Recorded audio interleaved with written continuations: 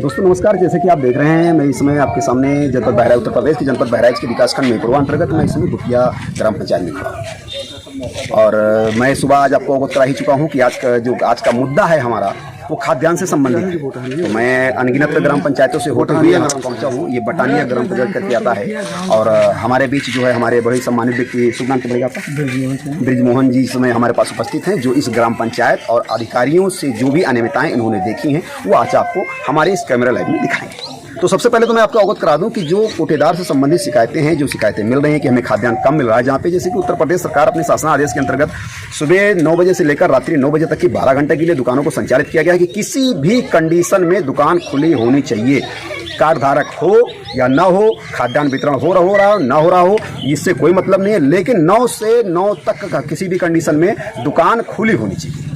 तो जैसा कि आज देखा जा रहा है कि कई ऐसी जगह भी मिली हैं जहाँ पे दुकान पूरी तरीके से खुली नहीं है। जैसे मैं पूर्वा ग्राम पंचायत का मैं इसमें भ्रमण कर रहा हूँ और अभी जो यहाँ पे मैं यहाँ खड़ा हूँ, जो कोटेदार महोदय हैं बाबूराम जी, जो इनकी अनियमितताएं देखी गई हैं, जैसे कुछ कार्डधारकों ने शिकायत किया कि मुझे खाद्यान्न कम मिलता है। दूसरी बात, इनकी जो रेट लिस्ट सूची होती है जिसमें ये निर्धारित किया जाता है कि किस महीने में क्या वितरण होगा और उस वितरण कार्ड प्रणाली का रेट क्या होगा, ये सूची इन्होंने अपने दरवाजे पर एक्टिवेट नहीं किया। इससे यहाँ की आम जनमानस गुमराह है। उसे यही नहीं पता है कि हमें मिलेगा क्या और किस रेट में मिलेगा। ये अपने आप में एक बहुत बड़ा सवाल है कि आखिर इस सूची को एक्टिवेट क्यों नहीं किया गया। दूसरी बात, सबसे अहम मुद्दा आता है कि जहाँ पर जब अनियमितताएं आ रही हैं, जैसे कि इनका कहना है कि मुझे खाद्यान्न कम मिलता है। तो यदि आपको जब ग्राहक को मान लो खाद्यान्न कम मिला तो उसने शिकायत कर दिया, तो अगर आपको खाद्यान्न कम मिला तो आपने शिकायत क्यों नहीं की, ये उनकी गलती है। ठीक, अब इसी संबंध में ब्रिजमोहन जी हमारे साथ हैं, ये आपको बताएंगे कि आखिर खाद्यान्न कम आता है या कोटेदार कम देते हैं। कौन ऐसा अधिकारी है जो कोटेदारों को लूटने पर तुला हुआ है, ये अपने आप में बहुत बड़ा सवाल है। जैसा कि भी महोदय आपको बाय नेम अवगत कराएंगे कि किसके द्वारा यहाँ पे प्रताड़ित किया जा रहा है, जिससे आम जनमानस प्रभावित है। तो श्रीमान जी, हम आपसे पूछना चाहेंगे कि अभी जो जानकारी आपने मुझे दी वो एक बार पुनः आप हमारे कैमरे पर दें, आपकी कृपा होगी। किसके द्वारा अनियमितता की जा रही है यहाँ? कौन कोटेदार को दबाने का प्रयास कर रहा है? ये कोटेदार को दबाने जो वहाँ से गल्ला रिलीज होता है, जी जी, वो सप्लाई इंस्पेक्टर है, क्या है उसका नाम मुझे पता नहीं, रोज ट्रांसफर हो जाता है। तो उसका कहना है 10 रुपया बोरी 25 रुपया बोरी मुझे चाहिए। वो कोटेदार हमारा कहाँ से दे दे? अगर वो तब वो बेचेगा और फिर कम तो लेगा, तो वो करता नहीं क्योंकि गांव का है। इसलिए सबसे बड़ी यहाँ कठिनाई है कि रेट बाई रेट वाली बात तो वो अलग हो गई, लेकिन जब उसी को गल्ला कम मिलता है तो वो कहाँ से ला कर पूरा करे। अभी तो लाया गया है 45 किलो, 44 किलो उतरी है। चलिए, ये बात तो आ गई सामने कि 44 किलो बोरी है, इसलिए खाद्यान्न देने में प्रॉब्लम कहीं ना कहीं विभागीय अधिकारियों की जो है अनियमितताएं हैं। और दूसरी बात मैं आपसे जानना चाहूँगा कि जैसे कि दरवाजे पर जो रेट लिस्ट होती है उसमें ये निर्धारित होता है कि कितने रुपए किलो खाद्यान्न मिलेगा और इस बार हमें क्या क्या मिलेगा, ऐसा कुछ होता है? वो डेट होता है कि किस डेट में वितरण आज हो रहा है? सूची लगनी चाहिए तो ये मालूम हो कि कौन महीने में क्या क्या आता है, क्या रेट पे है, तो उसका हमारा बच्चा जो आया कोई आया तो ये तो पैसा दे कि इतना रेट बाई रेट इतनी चीनी का। हमारी दुकान कितने बजे से कितने बजे तक संचालित रहेगी, ऐसी ये चीजें होनी चाहिए। तो ये किसकी गलती है?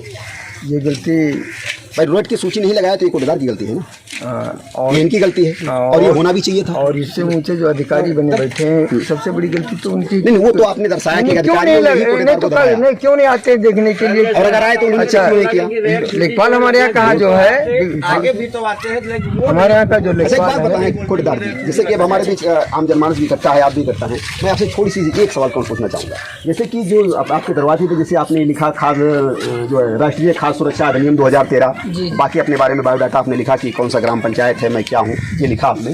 तो सबसे पहली बात तो आपको इसमें रजिस्ट्रेशन नंबर डालना चाहिए था। सर वो सब मिला है, आपने डाला नहीं, मिला आपको, वो तो मिला नहीं तो आपको खाद्यान्न उठा कहाँ से, उठा नहीं तो आपने वितरण किया कहाँ से, वो बातें अपनी जगह पे साफ है।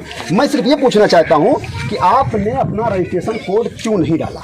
पहला सवाल, हाँ या ना में जवाब दीजिए, गलती आपकी है। दूसरा सवाल, आपको अपने एक बोर्ड चैट होता है जो डॉट डॉट करके लगाया जाता है, जिसमें ये लिखा जाता है आज दिनांक फला, गेहूँ फला पैसे में, चावल 2 रुपये में, चीनी 13 रुपये में या फिर निःशुल्क।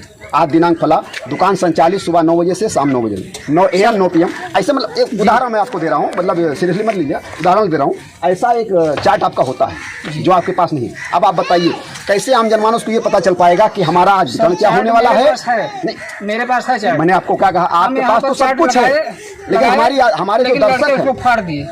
अभी थोड़ी देर बाद इंस्पेक्टर साहब आए थे, वो भी चार्ट के लिए कहे, लेकिन हम चार्ट उठाकर घर से उनको दिखाए, वो मान गए। जो देखिए हम जानते हैं, हमें चार्ट आप क्या देखो, वो मान गए, वो इसलिए मान गए कि आपसे परमंत उनको फायदा होता है।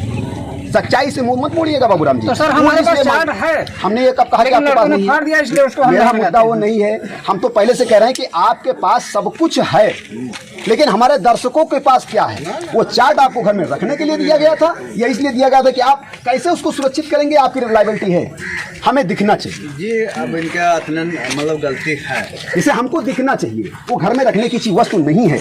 इस कैसे पता चलेगा गेहूं के रुपए में, कैसे पता चलेगा चावल के रुपए में है, कैसे पता चलेगा आपका वितरण किस डेट से किस डेट तक चलेगा, किस टाइम से किस टाइम तक चलेगा, उसका रेट प्रणाली क्या होगा? कभी चीनी आ जाता है तो कभी पैसा आ जाता है तो कभी कुछ आ जाता है, कभी आया कभी नहीं आया। तो ऐसी चीजें जो होती हैं ये चार्ट से ही क्लियर होती है।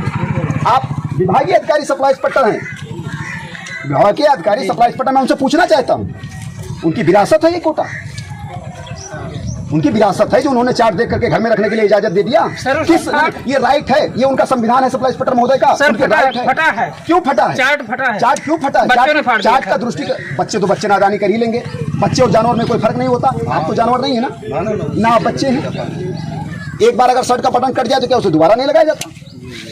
बच्चे नादानी कर सकते हैं। आपने बच्चों की पहुंच में चार्ट को रखा, इसलिए बच्चे फाड़ दिए।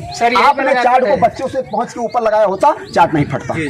लोग कोटा लेने आते हैं, छोटे छोटे बच्चे आते हैं, उनके साथ में पकड़ कर खींच दिए, फट गया। बच्चे नादानी कर सकते हैं। चार्ट फट गया तो चार्ट का तरीका ये है, फट जाइए। कितने दिन हो गया आपको कोटा चलता? वो लगा होता 4 साल। मैं आपको बता दूं, चार्ट का जो तरीका होता है, जैसे कि अरे ये वो बनाया है, फट गया तो फटने दीजिए, दूसरा बनेगा। दूसरा में गर्ज होगी, पैसा लेने में आपको मैं बता दूं, चार्ट की प्रणाली कैसे बनती है। बोर्ड लगाने में सच्चा चार्ट नहीं ना है। किसी कागज पे बनता है ना फ्लेक्स पे बनता है। आप जिंदगी में बोर्ड बनवाया, बहुत सुंदर बनवाया, 4-6 महीने में एक बार उसकी पेंटिंग करवा के आप लिखवा दोगे, फिर सही हो जाएगा 4-6 महीने के लिए। इसी प्रकार उसी के बगल में थोड़ा सा चार्ट बनवाइए और उस पर डॉट डॉट कर दीजिए। जब जरूरत पड़े तो जैसे सैंपल पे चार्ट से लिख दिया जाता है, उसी तरीके से लिख दीजिए और फिर कपड़ा मार दीजिए।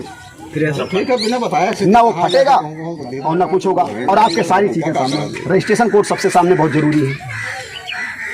हम अगर आपका रजिस्ट्रेशन कोड अपने लैपटॉप पे डालता, आपके बारे में डाटा हमें मिल जाता, हमें पूछने की आवश्यकता क्या थी?